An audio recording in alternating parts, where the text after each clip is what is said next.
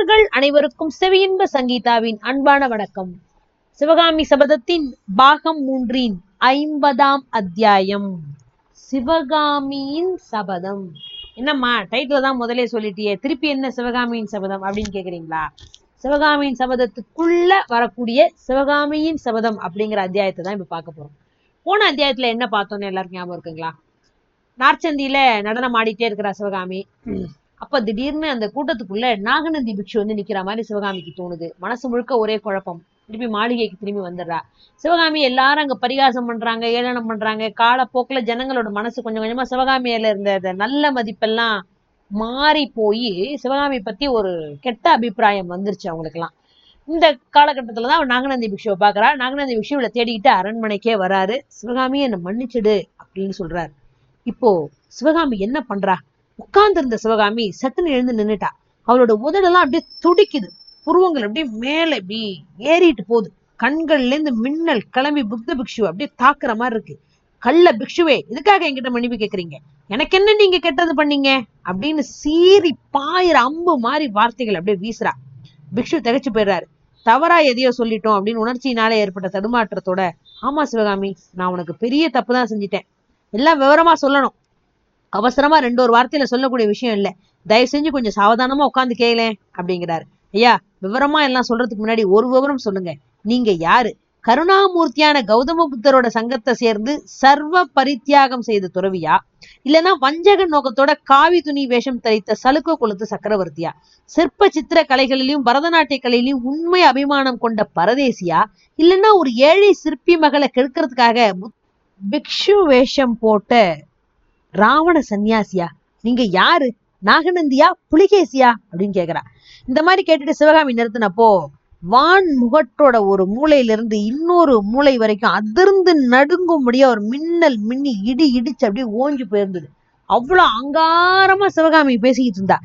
இவ்வளவு இடி மின்னல்களும் நாகநந்தியோட முக பாவத்துல எந்த விதமான மாறுதலையும் உண்டு பண்ணலங்கிறதுதான் ஆச்சரியம். அவர் ஒரு அதிசயமான அமைதியோட அப்படியே கேட்டுட்டு இருக்கிறாரு. அம்மா சிவகாமி, உன்னுடைய சந்தேகங்களுக்கு காரணம் இல்லாம போல. ஆனா உண்மையிலேயே நான் உலக பற்றறுத்த புத்த பிக்ஷு தான். உன்னுடைய பரதநாட்டிய கலைக்கு என் உள்ளத்தை பறிகொடுத்தவன் தான். விலங்கு இனத்தை சேர்ந்த மக்களின் முன்னால் தெரு வீதிகள்ல உன்னை நடனமாட செஞ்ச நிர்மூட புலிகேசி நான் இல்ல. பூர்வ ஜென்மத்துல செஞ்ச பாவத்தினால அவனோட உடன் பிறந்த துரதிருஷ்டசாலினா. முன்னொரு சமயம் 25 வருஷங்களுக்கு முன்னாடி என் தம்பி புலிகேசிய கொலைகாரன் இருந்து காப்பாத்துறதுக்காக அவனுடைய உடைய நான் அணிஞ்சுக்கிட்டு நடிச்சேன். மறுபடியும் 25 வருஷத்துக்கு அப்புறம் உன்னுடைய விருப்பத்தை நிறைவேற்றுறதுக்காக அந்த மாதிரி செஞ்சேன். ஆமா சிவகாமி, காஞ்சி கோட்டைக்கு வெளியே காட்டுக்கு நடுவே எனக்கு முன்னால நீ கைகூப்பி வணங்கி எங்க அப்பாவை காப்பாத்துங்கன்னு வேண்டி கேட்டுக்கிட்டேன். அதை நிறைவேற்றுறதுக்காக துறவியோட அந்த வேஷத்தை களைச்சிட்டு சக்கரவர்த்தியோட ஆடைகளை அணிஞ்சுக்கிட்டேன். சிவகாமி பரபரப்பா பிக்ஷு பக்கத்துல ஓடி வர்றா. மண்டிட்டு கைகூப்பிட்டு, சுவாமி, இந்த அபல பெண்ணோட ஆத்திர மொழிகளை மன்னிச்சிடுங்க. என் தந்தையை நீங்க காப்பாத்திட்டீங்களா? அவர் உயிரோட இருக்கிறாரா? எங்க இருக்கிறாரு? எப்படி இருக்கிறாரு அப்படின்னு அலறா. அம்மா, உன்னுடைய அப்பாவோட உயிரை காப்பாத்திட்டேன். உனக்கு நான் கொடுத்த வாக்குறுதியை நிறைவேற்றிட்டேன். கொஞ்சம் அமைதியா உட்காந்து கேட்டா எல்லா விவரத்தையும் சொல்றேனே அப்படிங்கிறாரு. சிவகாமி உட்காந்துட்டா. புலிகேசி மாதிரி வேஷம் போட்டுக்கிட்டு கையும் காலும் வெட்டப்படுறதா இருந்த ஆயனரை தான் காப்பாத்தினதையும், ஆனா அவர் தவறி மனமேல இருந்து கீழே விழுந்ததையும், அதனால கால் முறிஞ்சதையும், உணர்விழுந்த நிலையில அரண்ய வீட்டுக்கு கொண்டு போய் அங்க அவருக்கு உணவு வந்ததுக்கு அப்புறம் விடை பெற்று வந்துகிட்டதையும் புத்த பிக்ஷு சொல்லிட்டு வரும்போது சிவகாமிக்கு அவர்கிட்ட ஒரு எல்லையில்லாத நன்றி உணர்ச்சி உண்டாவுது. தான் அவரை குறிச்சு சந்தேகிச்சதெல்லாம் எவ்வளவு தவறு அப்படின்னு நினைச்சு அந்த பொண்ணு பரிதாபப்படுறா.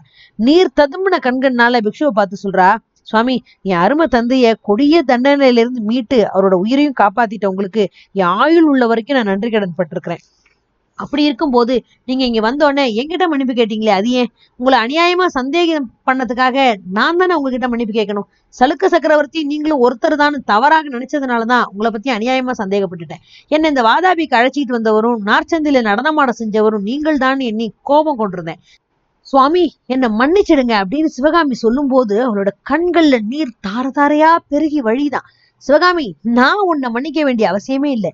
உண்மையிலே நீ தான் என்ன மன்னிக்கணும். உனக்கு நான் தான் பெரிய துரோகம் பண்ணிட்டேன். இன்னைக்கு இந்த தூர தேசத்துல நீ தன்னந்தனியா சிறைப்பட்டு இருக்கிறதுக்கு காரணம் நான் தான். என்ன மன்னிச்சிடு அப்படிங்கிறாரு.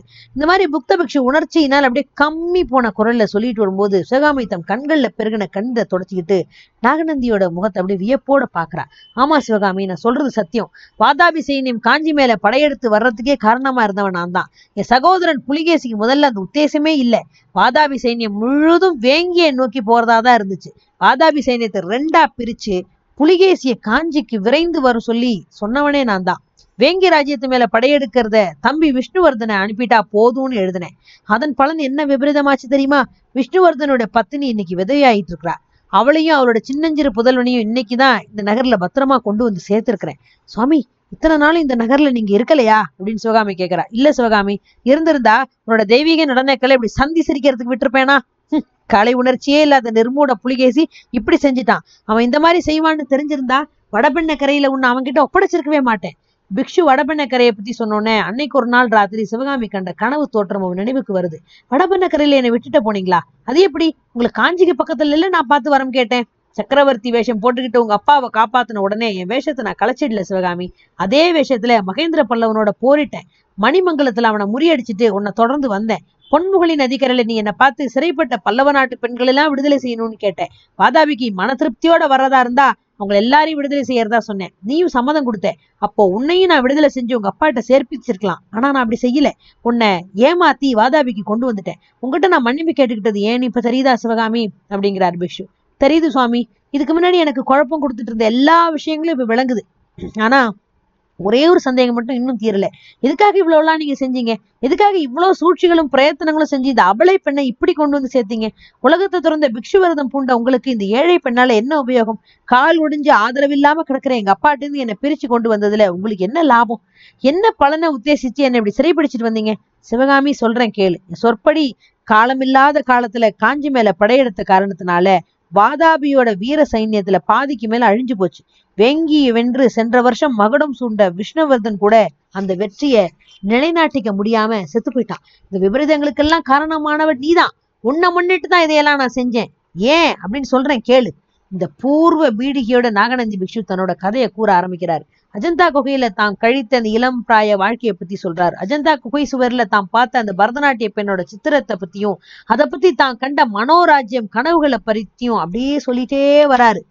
தென்னாட்டோட நிலைமை எப்படி இருக்குதுன்னு தெரிஞ்சுக்கிறதுக்காக தான் யாத்திரை வந்ததை பத்தியும், அப்போ ஆயனர் வீட்டுல அஜந்தா சிற்ப கணிகை உயிர் பெற்று வந்து நடனம் ஆடின காட்சியை கண்டு பிரமிச்சது பற்றியும் அப்படி உணர்ச்சி ததும்ப சொல்றாரு. சிவகாமி, அன்னைக்குல இருந்து நான் ஒரு புது மனுஷனா ஆயிட்டேன் தெரியுமா? ஆஹா, சலுக்க சாம்ராஜ்யத்தோட மகோன்னத்தை பத்தி அது வரைக்கும் நான் கட்டிக்கிட்டு இருந்த ஆகாச கோட்டையெல்லாம் தகர்ந்து போச்சு. இந்த பரத கண்டம் முழுதும் புத்த சங்கத்தின் ஆதிக்கத்துக்கு கீழே கொண்டு வரணும்னு, அப்பேற்பட்ட மகா புத்த சங்கத்துக்கு நான் தலைமை பிட்சு ஆகணும்னு நான் கொண்டிருந்த மனோரதம் எல்லாம் மறைஞ்சு போச்சு. சாம்ராஜ்யங்களும் புத்த சங்கங்களும் எப்படியாவது போகட்டும், உன்னை நடனம் ஆட சொல்லி பார்த்துக்கிட்டேன் என் வாழ்நாள்ல கழிச்சிடுறது அப்படி நான் சங்கல்பம் செஞ்சுக்கிட்டேன். அதுக்கப்புறம் உன்னை எப்படி இந்த வாதாபி நகருக்கு கொண்டு வந்து சேர்க்கறதுங்கிறது ஒன்னே என்னோட மனக்கவலை ஆகி போச்சு. அதுக்காக என்னவெல்லாமோ சூழ்ச்சியெல்லாம் செஞ்சேன், எத்தனையோ உபாயங்களை கையாண்டேன்.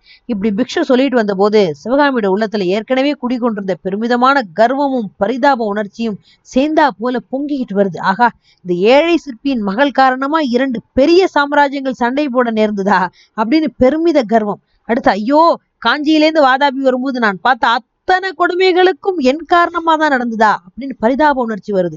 சிவகாமி, உன்னோட கலையின் மேல் நான் கொண்ட மோகத்தினால ஒரு பெரிய யுத்தத்தையே உண்டு பண்ணினேன் தெரியுமா? பயங்காளியும் கோழையுமான அர்ப்பன் மாமல்லன் கிட்ட இருந்து உன்னை காப்பாத்த இவ்வளவு பிரம்ம பிரயத்தனமும் செஞ்சேன். ஆனா அவ்வளவும் இப்போ நிஷ்பலனா போச்சு. நான் இல்லாத சமயத்துல உன்னை தெரு வீதிகளோட நாற்சந்தியில ஆட செஞ்சு உன்னையும் உன் கலையின் நிர்மூடன் புலிகேசி கேவலப்படுத்திட்டான். சிவகாமி, என்னை மன்னிச்சிடு. நீ பட்ட அவமானத்துக்கும் நீ அடைஞ்ச துன்பத்துக்கும் பரிகாரம் செஞ்சிடுறேன். உன்னை உங்க அப்பா வீட்டுல கொண்டு போய் விட்டுட ஏற்பாடு பண்றேன். சக்கரவர்த்தியிட போராடி இதுக்கு அனுமதியும் வாங்கிட்டு வந்துட்டேன் அப்படின்னு சொன்னோன்னே இதை கேட்ட சிவகாமி நியாயமா துள்ளி குதிச்சு குதூகலம் அடைஞ்சிருக்கணுமே. விதிவசத்தினாலயா அல்லது விசித்திர கோணல்கள் நிறைந்த பின் மனோபாவத்தினாலோ சிவகாமி அந்த மாதிரி மகிழ்ச்சி அடையவே இல்லை. மௌனமான சிந்தனையில ஆழ்ந்துட்டா. சிவகாமி, ஏன் பேசாம இருக்க? எப்போ புறப்படலாம் சொல்லு. உன்னை பல்லக்கில் ஏத்தி தக்க பாதுகாப்போட அனுப்பி வைக்கிறேன். உனக்கு பணிவிடை புரிய பணிப்பெண்களையும் உன்னை பாதுகாக்கிறதுக்கு வீரர்களையும் அனுப்பி வைக்கிறேன். பொன்முகல் 6 வரைக்கும் உன்னை கொண்டு போய் விட்டுட்டு அவங்க திரும்புவாங்க அப்படின்னு புத்த பிக்ஷு சொல்லிட்டு வரும்போது அது வரைக்கும் உட்கார்ந்து பேசிட்டு இருந்த சிவகாமி சட்டுன்னு எழுந்து நின்று ஆவேசம் ததும்பின குரல்ல அப்படியே ஒரு பயங்கரமான வார்த்தைகளை சொல்றா. அடிகளே கேளுங்க, இந்த வாதாபி நகரத்தை விட்டு நான் எப்போ கிளம்புவேன் தெரியுமா? பயங்கொள்ளி அப்படின்னு நீங்க அவதூறு சொன்னீங்களே வீர மாமல்லர், அவர் ஒரு நாள் இந்த நகர் மேல படையெடுத்து வருவார். நரி கூட்டத்து மேல பாயிர சிங்கம் மாதிரி சலுக்க சைன்யத்தை சின்னாபின்னம் செய்வார். நார்ச்சந்தி முளைகள் என்ன நடனமாட செஞ்ச பாதக புலிகேசியை யமன் உலகத்துக்கு அனுப்புவார். தமிழகத்து ஸ்திரீ புருஷர்கள் கையெல்லாம் கட்டி ஊர்வலம் விட்ட வீதிகள்ல ரத்த ஆறு ஓடும். அவங்கள நிறுத்தி சாட்டையால் அடிச்ச நார்ச்சந்திகள்ல பாதாவி மக்களோட பிரேதங்கள் நாதி இல்லாம கிடக்கும். இந்த சளுக்கர் தலைநகரோட மாட மாளிகை கூட கோபுரங்கள் எரிஞ்சு சாம்பலாகும்.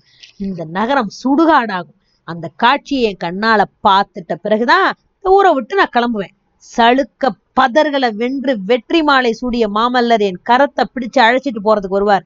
அப்போதான் புறப்படுவேன். நீங்க அனுப்பி நான் போக மாட்டேன். பல்லக்கில ஏத்தி அனுப்பிச்சாலும் போக மாட்டேன். யானை மேல என்ன உட்கார வச்சு அனுப்பிச்சாலும் போக மாட்டேன். இந்த பயங்கரமான சபதத்தை கேட்ட நாகநந்தியோட முகத்துல புன்னகை அரும்புது. அவருடைய சூழ்ச்சி திரும்பவும் பழிச்சிருச்சுன்னு அவருக்கே அவரை நினைச்சு அப்படியே ஒரு பெருமிதம் வந்துருச்சோ. அந்த பொல்லாத பிக்ஷு உள்ளுக்குள்ள உவகை அடைஞ்சிட்டாரு போல இருக்கே. இப்போ மேற்கொண்டு என்ன நடக்க போகுது? இவ்வளோமான ஒரு கஷ்டமான சூழ்நிலையில இந்த பொண்ணு அவசரப்பட்டு இவ்வளவு பெரிய சபதத்தை பண்ணிட்டாளா? இந்த சபதம் உண்மையாக போகுதா? சிவகாமியின் சபதம் அப்படிங்கிற இந்த கதைக்கோட தலைப்புக்கே காரணமான இந்த அத்தியாயத்தில் தான் மிக முக்கியமான ஒரு பகுதி ஏற்பட்டிருக்கு. சிவகாமி செஞ்ச இந்த சபதத்தினால என்ன நடக்க போகுது? மாமல்லர் நிறைவேற்றி வைக்க போறாரா? சே, சின்ன பொண்ணு, இவ பண்ண சபதத்துக்குலாம் ஒரு முக்கியத்துவமே இல்லைன்னு இவளை தூக்கி போட்டுட்டு போறாரா? சிவகாமியோட வாழ்க்கை என்ன ஆக போகுது? இதெல்லாம் தெரிஞ்சுக்கணும்னா அடுத்தடுத்த அத்தியாயம் வரைக்கும் கொஞ்சம் காத்திருக்கணும். செவி இன்பத்துக்கு சப்ஸ்கிரைப் பண்ணணும். தொடர்ந்து செவி இன்பத்தை கேட்டுக்கிட்டே இருக்கணும். இன்னும் கொஞ்ச நாள் தான் இது பார்ட் பீன்ல வரும். அப்புறம் யூடியூப்ல மட்டும்தான் வரும். தயவுசெய்து எல்லாரும் யூடியூப்க்கு சப்ஸ்கிரைப் பண்ணிக்கோங்க. நன்றி.